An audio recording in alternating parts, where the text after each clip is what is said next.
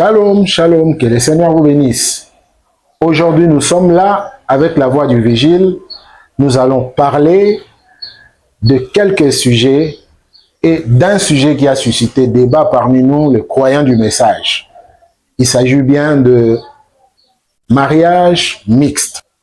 Alors, le frère Jodem Sela va essayer de nous répondre parce qu'il y a eu des questions que les gens se sont posées. Mais avec les Écritures, c'est là où nous verrons clairement ce que le prophète dit. Parce que nous, étant croyants du message, nous n'avons qu'un seul absolu qui est le prophète. Quand le prophète parle, tous on se tait. Et voilà, maintenant nous allons commencer. Bonjour, bien-aimé frère Jodem Sela. Bonjour frère Goël. Que le Seigneur vous bénisse. Amen, que vous bénisse aussi. Vous avez toujours parlé seul. Aujourd'hui, nous sommes là. Et nous allons vous poser certaines questions et vous allez répondre comme on l'a dit. Alors, nous croyons que vous allez bien. Oui, je veux bien. Aujourd'hui, ça semble un peu spécial, comme on le dit toujours à tous les autodidactes de l'école du dimanche en ligne. On leur disait qu'il y aura des moments où vous verrez que ça ne sera pas le frère Joseph Fontel qui anime, celle qui anime une émission. Peut-être que ça sera encore un autre vigile ici. Je vous avais dit que nous sommes toute une équipe, nous sommes tellement nombreux. Je me porte bien et je crois aussi que tous ceux qui nous suivent bénéficient de la même grâce de la part de notre Seigneur. Ah, merci de ces moments que vous nous avez accordés. Alors, bien aimé, nous avons quelques questions ici par rapport au mariage mixte. Y a-t-il un moyen de justifier le mariage mixte? Nous pouvons donner un exemple, le cas de Ruth. Est-ce qu'il y a un moyen? Le mariage mixte, c'est quelque chose que Dieu a en horreur. Et comme le prophète l'a bien dit, lui, il a dit, en aucun cas, un croyant ne devait se marier à un incroyant. Donc, quand il a dit en aucun cas, nous devrions comprendre que c'est en aucun cas. Mais il est vrai que les gens prennent parfois les exemples lointains. Par exemple, le cas échéant, celui de Ruth la Moabite, qui, dans la famille d'Elimelech, avait été prise en mariage après la mort de son mari par Boaz, qui était l'un de ses proches parents. Mais les gens ne comprennent pas comment la dispensation juive se passait. Il y avait toujours une petite brèche ouverte pendant la dispensation juive. Donc, chaque homme des nations ou chaque femme des nations qui acceptait d'abandonner ses dieux, d'abandonner ses voies et de commencer à suivre les dieux d'Israël, il intégrait la famille d'Israël. D'où par les lieux du mariage ici, Ruth en venant, elle a abandonné ses dieux. Elle avait même dit à Naomi, ton Dieu sera mon Dieu. Ah, okay, là, ta nation sera ma nation. Ton peuple sera mon peuple. Donc, une fois la Moabite intègre la nation juive, intègre la religion juive, elle n'était plus étrangère par rapport à cette nation. Ok, c'est un détail. Ouais. Donc, c'est comme ça que c'est donné. Donc, les gens essaient un peu de voir les choses, mais vous allez voir que pendant que Dieu ne travaillait pas avec des nations, quand il travaillait qu'avec Israël, il y avait des individualités chez les nations qui étaient sauvées dans la dispensation juive. Vous prendrez le cas de Simon de Cyrène que Frère Branham évoque même quand il priait pour une fille indienne. Il a dit c'est une descendante de Simon de Cyrène. Et il implorait Jésus-Christ lui disant souviens-toi que le grand-père de cette fille t'avait aidé à porter la croix. Donc, il y a eu toujours un peu de petites choses comme ça. On prendrait le cas de Rahab, qui avait fait miséricorde aux espions. Il leur a dit, voilà, nous avons appris de votre Dieu. Ce qu'il a fait défaillir tous nos cœurs de père ici, mais promettez-moi que si je trouve grâce à vos yeux, vous allez me garder, moi et ma maison. Et elle a conservé le salut en acceptant le Dieu d'Israël, quoi qu'étant en dehors. Et en ce moment-là, elle n'est plus considérée comme une étrangère à la loi de Dieu. Alors, parle-nous un peu de qui est celui-là qu'on peut qualifier d'un croyant. Oh non, la question du croyant, ça a posé vraiment beaucoup de problèmes. Il est vrai que c'est un mot qui évolue dans chaque religion ou dans chaque domaine. Je vais prendre ici, moi, avec la religion chrétienne, je suis un non-croyant par rapport à l'islam. Okay. Un musulman ne peut pas me traiter, moi, de croyant.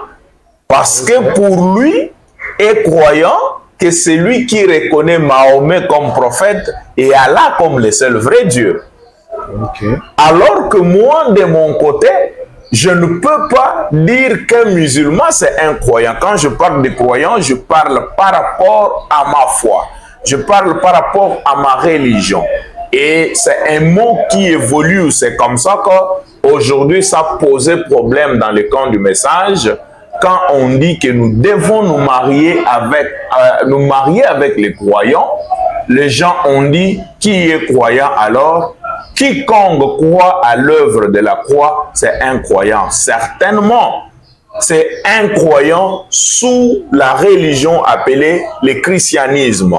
Et le christianisme a évolué le long des âges. Nous avons eu des différents courants de différents messagers qui ont amené chacun la lumière selon son âge.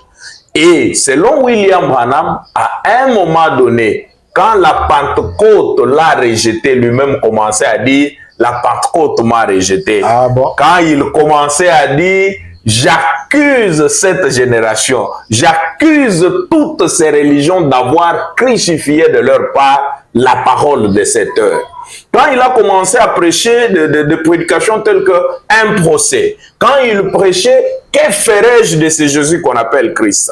Il dit que c'était des procès qu'il menait contre toutes les dénominations d'avoir rejeté la parole. D'ailleurs... Ah, donc, ceux qui ont rejeté la parole, oui, d'office, ils sont exclus d'être des croyants. Mais ils ne peuvent plus être encore dans ce que William Branham appellerait les groupes de croyants.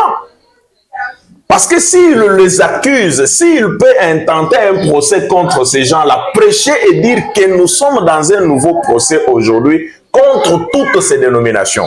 J'étais d'ailleurs surpris d'apprendre qu'il dit quelque part que même ces salades des hommes d'affaires chrétiens, ils avaient dit qu'ils viendraient, mais ils ne sont pas venus. Ils m'ont abandonné.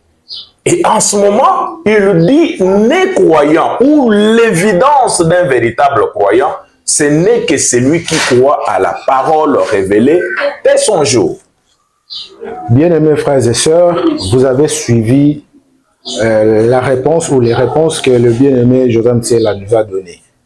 C'est à vous de prendre ou de laisser. Mais un croyant prendra parce que il a mentionné que c'est le prophète qui a dit oui, que le croyant était ceux-là qui croyaient à la parole de l'heure.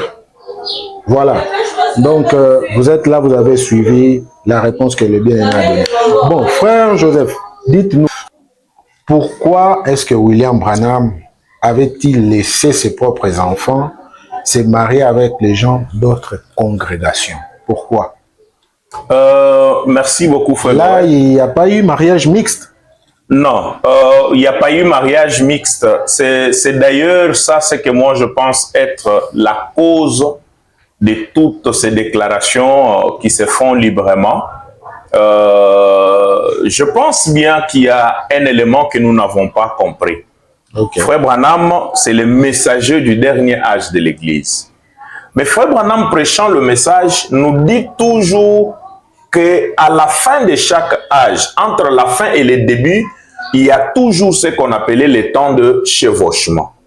Et il semble que dans le message, nous n'avons pas pris le temps d'étudier ce que ce temps de chevauchement voulait dire. Mais tous nous croyons qu'il y a eu un temps de chevauchement. Or, un temps de chevauchement, c'est un moment où les deux lumières s'entremêlent. L'ancienne lumière et la nouvelle lumière se croisent.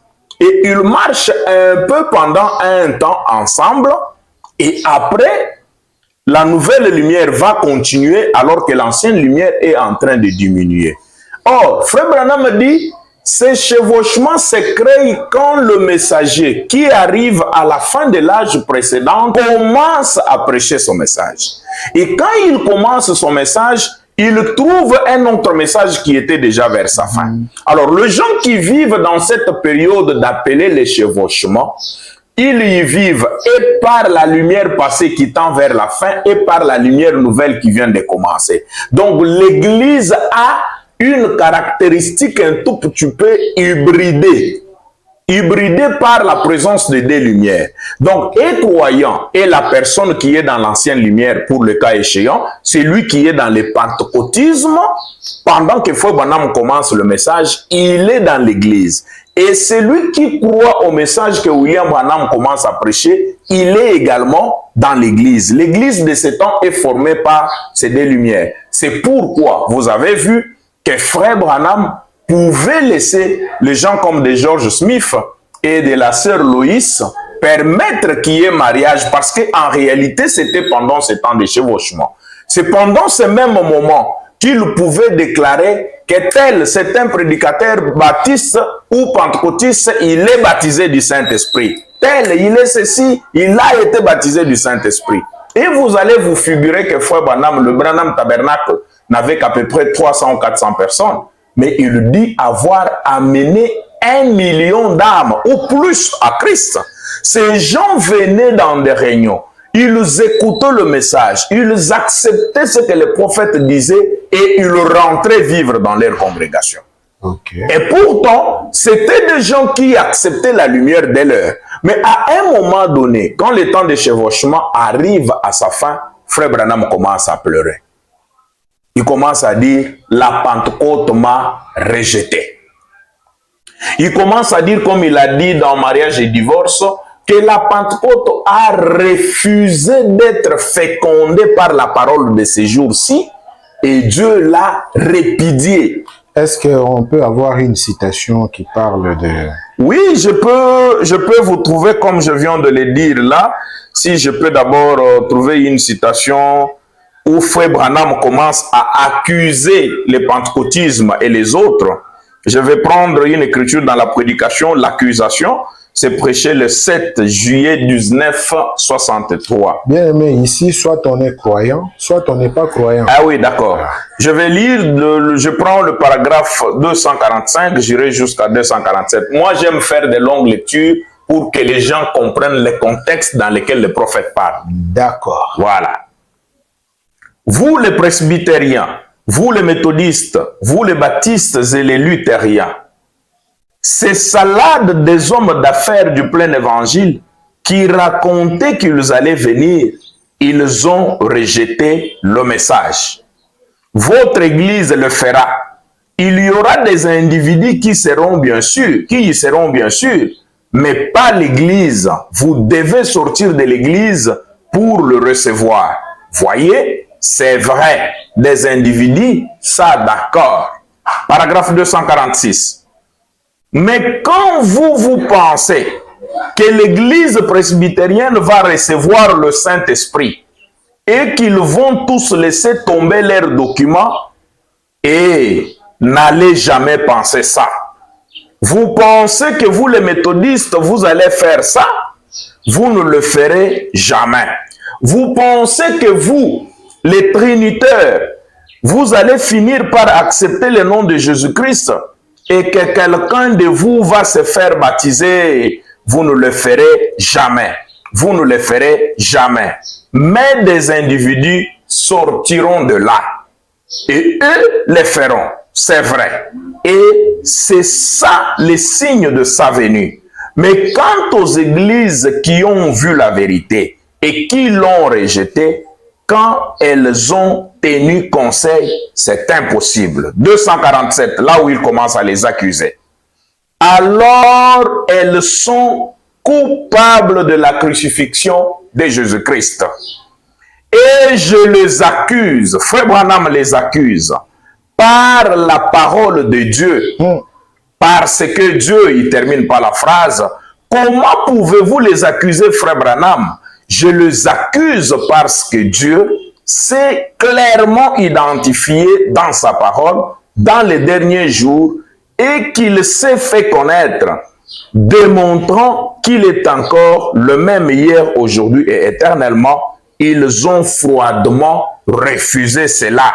Vous êtes coupable de la crucifixion de Jésus-Christ pour avoir blasphémé le Saint-Esprit. Ça, c'est une écriture.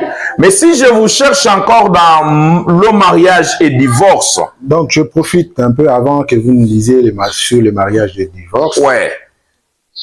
Ça veut dire, aujourd'hui, là, quelqu'un dans une église dénominationnelle ne peut pas recevoir le vrai baptême du Saint-Esprit. Étant dans une église dénominationnelle, suivant l'enseignement de l'église dénominationnelle, à ma faible connaissance, il est impossible de recevoir le véritable baptême du Saint-Esprit. Parce que le Saint-Esprit promis ne peut venir que sur la parole promise. Ok.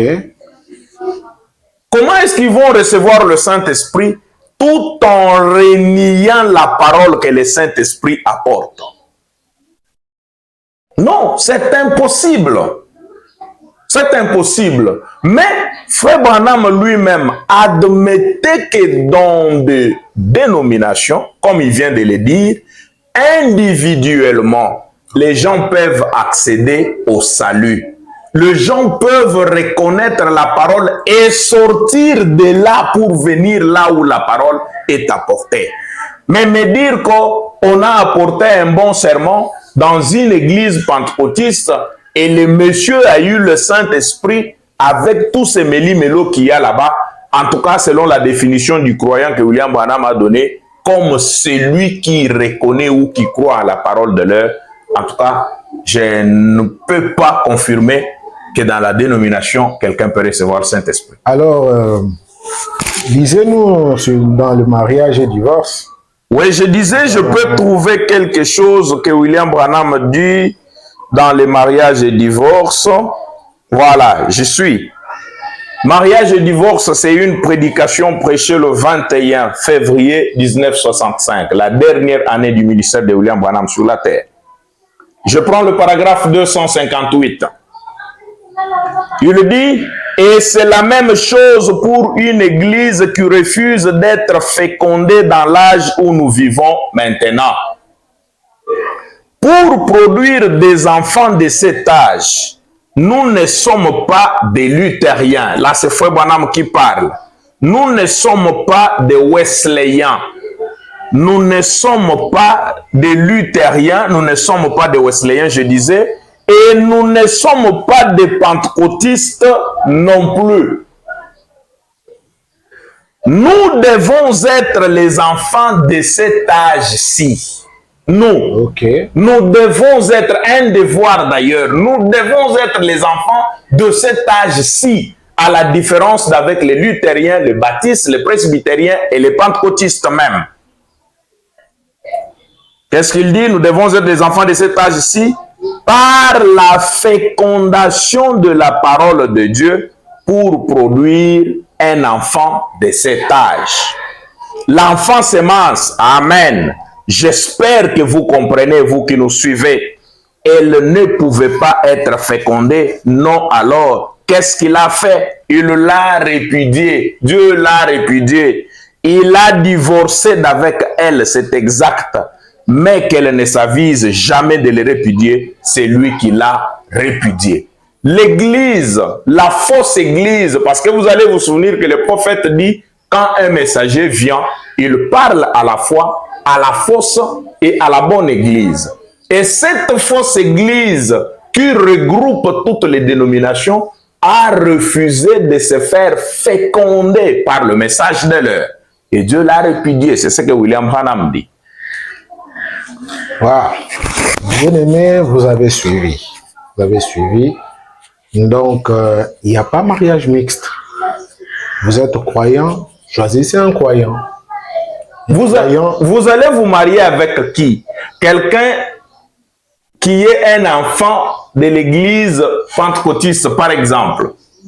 Okay. Que notre Père, notre Dieu, a répudié sa mère parce qu'elle a refusé de lui donner des enfants. Donc, c'est un enfant que la mère église est allée ramasser ailleurs. En tout cas. C'est son enfant qui lui viendrait peut-être de son copain, créneau de son copain, dogme quelque part. Mais pas un enfant fécondé par la parole. Voilà. Et je dirais aux frères, vous aurez des problèmes à la maison. Parce que les enfants seront influencés par quelque chose d'autre.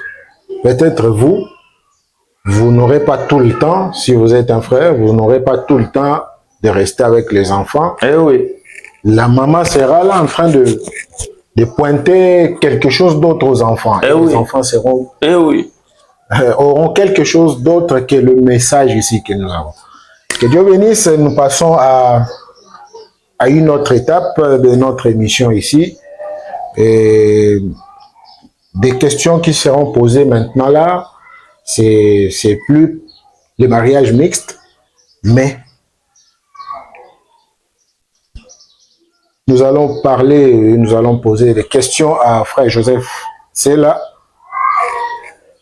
Pourquoi est-ce que certains disent que le prophète Branham a plagié? A plagié quelques écrivains dans l'histoire, les gens qui ont parlé de Dieu, même de l'Apocalypse.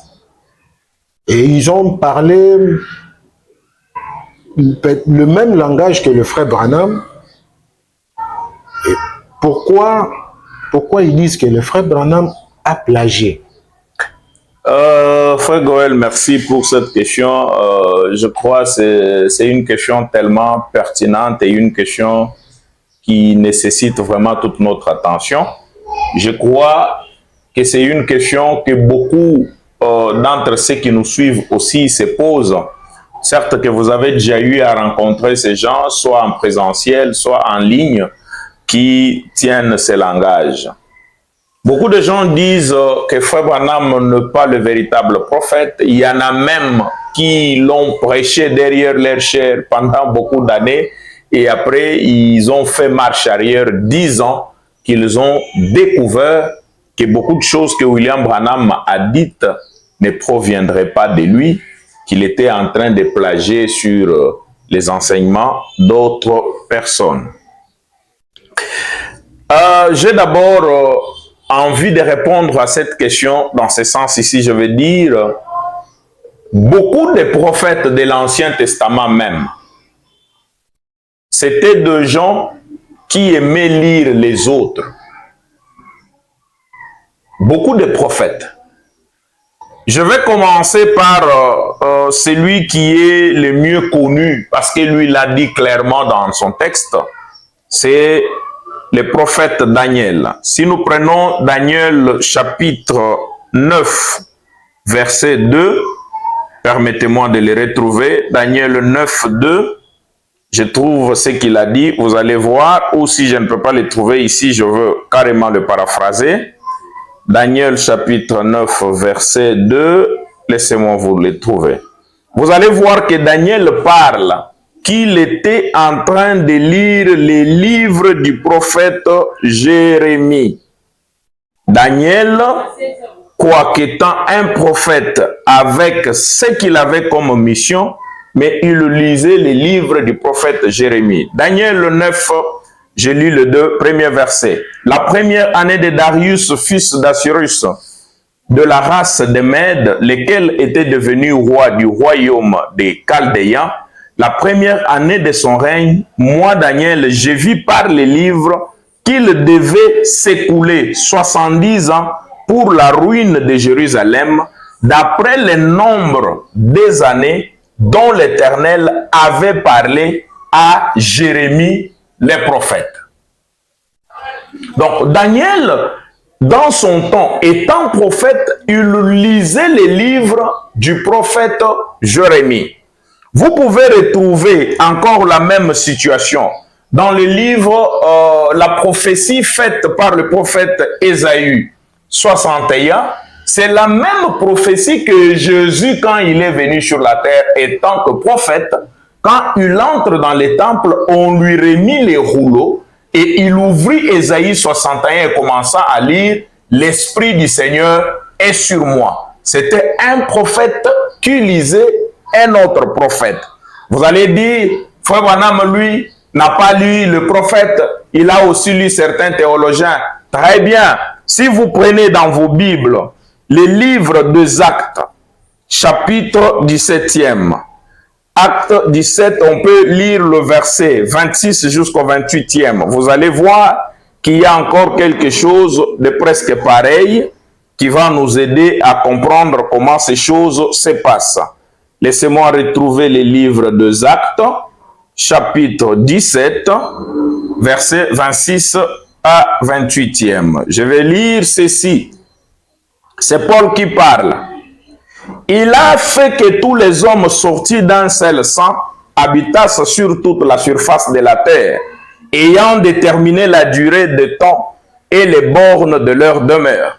Il a voulu qu'ils cherchassent les seigneurs et qu'ils s'efforçassent de les trouver en tâtonnant, bien qu'ils ne soient pas loin de chacun de nous. Car en lui, nous avons la vie, les mouvements et l'être. C'est ce qu'ont dit aussi quelques-uns de vos poètes. De lui, nous sommes la race. Paul parlait aux Grecs. Parlant aux Grecs, il évoque le concept de l'être et du mouvement, qui est un concept philosophique. Mais il prêche la parole et leur dit ce que je suis en train de vous dire ici, même vos poètes les ont dit. C'est que Paul pouvait lire aussi ces philosophes qui avaient parlé de ces sujets de l'être et du mouvement. Mais ici, il le prend pour enseigner avec connaissant dans l'histoire la parole de Dieu. Certainement, certainement, c'est ce qui se passait. Et maintenant, nous en arrivons à William Branham. William Branham, certes, il n'a pas étudié selon l'école moderne. C'était un illettré quant à l'école moderne. Mais il n'était pas un inculte. Frère Branham s'est auto-formé. Frère Branham lisait beaucoup et surtout beaucoup de livres à tendance religieuse. Il a beaucoup lu les historiens qui ont parlé sur l'Église. Il a beaucoup lu d'autres prophètes et d'autres éminents docteurs qui ont parlé sur certains sujets. Et cela ne s'écarte pas de sa mission à lui. Vous allez vous souvenir qu'Apocalypse 10, 7 dit qu'à la voix du 7e ange, les mystères de Dieu devaient être menés à terme.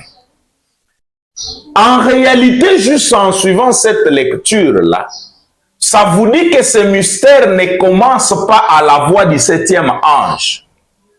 Mais c'est à cette voix-là que ce mystère arrive à son terme. Et Frère Branham définit sa mission comme étant celle de venir prendre tout ce que les autres avaient laissé en suspense. Pour amener cela à terme. C'est-à-dire, il avait le devoir de suivre tout ce que les autres avaient enseigné sur la parole de Dieu et de mettre cela en lumière, donner la partie mystérieuse que ces gens n'avaient pas pu donner. Je peux lire une écriture où lui-même dit quelque chose qui ressemble à ça. Je prends la prédication. Messieurs, est-ce les signes du temps de la fin? 23, c'est prêché le 30 décembre 1962. Je prends le paragraphe 242. J'ai lu un seul paragraphe. Maintenant, il a fait retentir. Maintenant, il fait retentir ses messagers. Le 7e ange ici fait retentir son message à l'église de Laodicée. Remarquez son genre de message. Or, cela ne s'adressait pas au premier ange. Cela ne lui avait pas été donné. Deuxième ange, troisième ange, cinquième, sixième.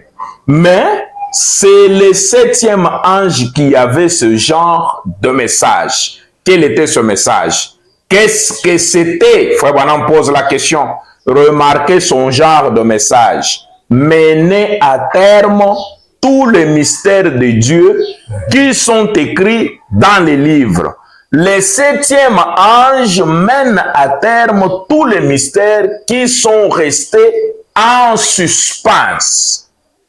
Toutes ces choses dans ces organisations et ces dénominations, le 7e ange le réunit et mène à terme le mystère en entier. C'est ce que la Bible dit. Il mène à terme les mystères du livre écrit.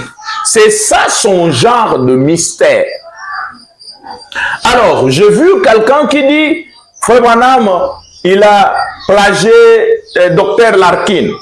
Frère Branham, il a plagié un tel. Frère Branham, il a plagié un tel. Non, j'aimerais d'abord un tout petit peu parler sur la relation de Branham avec Larkin. Frère Branham, quand il a commencé le ministère, comme un ministre dans une église, il était des fois baptiste. Et le docteur Larkin, quand je menais un peu de recherche, j'ai trouvé que Dr Larkin était l'un des pères baptistes. C'était un théologien baptiste qui a aussi beaucoup écrit sur le livre d'Apocalypse. Et c'est quelqu'un qui avait un sens élevé de compréhension des Écritures, mais il le faisait du côté, je vais dire, un sens littéral du livre d'Apocalypse. C'est ça ce qu'il a donné comme ligne de conduite. Il a compris ou traduit Apocalypse littéralement. Alors que Frère Branham, bien que lisant Larkin, lui nous a prêché pour nous dire que l'Apocalypse est un livre des symboles. Ok. Donc pour Frère Branham, lire Larkin ne veut pas dire répéter Larkin. Il le dit souvent, j'ai lu tel docteur et j'ai trouvé par où est-ce qu'il s'est embrouillé. Donc Larkin, lui, quand on écrit cette bête ou une bête à cette tête, il voulait comprendre une bête à cette tête. Alors que c'était un symbole pour Frère Branham, ça avait une autre explication. Mais Larkin est né en 1850, quelque chose comme ça. Il mourait en 1924. Donc, quelqu'un qui est mort quand Frère Branham était déjà né. Donc, ce serait que facile et compréhensif, comme moi, Joseph Ntsela, si aujourd'hui je commence à prêcher et que je mette la main sur par exemple, les coups du soufflet de l'arbitre qu'a écrit le révérend André Vibidila. Donc, lire ce qu'il a écrit sur la parole de Dieu ne veut pas dire que je vais le plagier. Mais je peux lire ce qu'il a écrit, vérifier avec la parole ce qu'il a dit de vrai, restera la vérité. Exactement. Chacun de messagers dans chacun des âges a amené une portion de la parole qui était une vérité. Et celui qui a saisi ça, qui a écrit, et que moi je viens de lire, cela ne sera pas du plagiat selon moi. Donc là, je m'adresse à M. Mbota, qui tout le temps insulte ou parle mal de Frère Branham, disant qu'il avait plagié et que nous, étant croyants du message, nous devons quitter le message parce que le message est un plagiat. Ah bon? Ouais. Alors, M. Mbota, vous avez suivi la réponse. Je ne sais pas, frère Joseph, c'est là, si vous pouvez compléter par quelque chose et puis nous allons finir notre émission. Oui, il est vrai que le message de Frère Branham, c'est un message tellement compliqué. Nous-mêmes qui disons tout haut l'avoir accepté, c'est encore un combat entre nous. À combien plus forte raison quelqu'un qui est dans une position d'un critique? Et je vais préciser, lui, le monsieur Mbota, était d'abord croyant, il était même prédicateur. Ok. Et puis, il s'est révolté, il a commencé à décrier non, le message. Prédicateur du message de William Branham. Ou bien il a prêché autre chose, il a cru le message. Mais si vous dites qu'il a une fois prêché le message de William Branham, ça sera presque dangereux pour lui. Comment pouvait-il commencer à prêcher un message dont lui-même n'était pas sûr d'avoir vraiment bien expérimenté? Selon se dire, lui il était même croyant, il était même prédicateur. Il a prêché le message. Bon, c'est tout à fait normal. C'est tout à fait normal que la personne trouve qu'il n'y a pas de sa part dans la parole de l'heure aujourd'hui. Mais moi, j'ai toujours voulu que quelqu'un qui dit que le message est faux, qu'il le dise que c'est faux par rapport à une vérité établie. Soit, il prend la Bible pour dire ce que le message dit ici, c'est faux, parce que la Bible dit ça. Eh ben, si c'est quelqu'un qui se met là, qui dit tout simplement que le message n'est pas vrai, sortez du message pour aller où? Et voilà. Moi, si vous me sortez du message, c'est pour m'amener où? Mais montrez-moi quelque chose de vrai, qui soit aussi vrai plus que ce message. Là, j'accepterai. Mais si vous me dites abandonner le message pour revenir à ces organisations qui n'ont pas été fécondées par la parole de l'air, là, je trouve que ça sera presque impossible. En fait, plagier, William Branham n'a jamais eu honte de dire que j'ai lu telle personne, j'ai lu tel auteur, j'ai lu tel autre auteur. En tout cas, il n'en a jamais eu honte. Moi, j'étais surpris un jour, je lisais sur le mystère qu'il a énuméré dans la même prédication que je venais de lire ici, Messieurs, est-ce le signe du temps de la fin? Les 13 mystères que Frère Branham a énumérés, il le dit avant de les lire que c'est selon Scofield. Ok. Ben oui. Et même la définition que le dit, un mystère est une vérité préalablement cachée, après révélée divinement, à laquelle reste toujours attaché quelque chose de surnaturel. Frère Branham le dit bien avant de commencer à donner que c'est selon Scofield. Donc, il n'a jamais eu honte de dire qu'il a lu un tel et un autre monsieur qui a écrit sur la parole. Parce que la parole est l'unique. Elle est la seule depuis le jardin d'Éden jusqu'à aujourd'hui. C'est seulement que le long d'un âge donné, le peuple dévie, le peuple s'écarte. Et quand un prophète arrive, c'est pour ramener les gens sur la droite ligne et de leur donner la volonté de Dieu pour l'âge dans lequel ils vivent. Voilà le message de l'heure.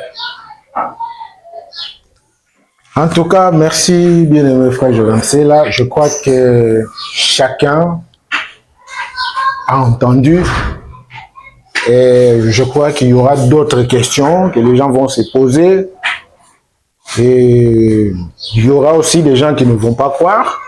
Certainement. Mais vous êtes libre parce que nous aussi, on est libre. Eh oui. On est libre de croire en ces messages, de dire que en dehors de ces messages, il n'y a pas une autre vérité. Le message ici est le seul évangile que le Seigneur nous a donné. C'est le seul programme pour le temps de la fin. Et la seule vérité qui existe. Et oui, le seul programme que Dieu nous a envoyé pour ce temps de la fin.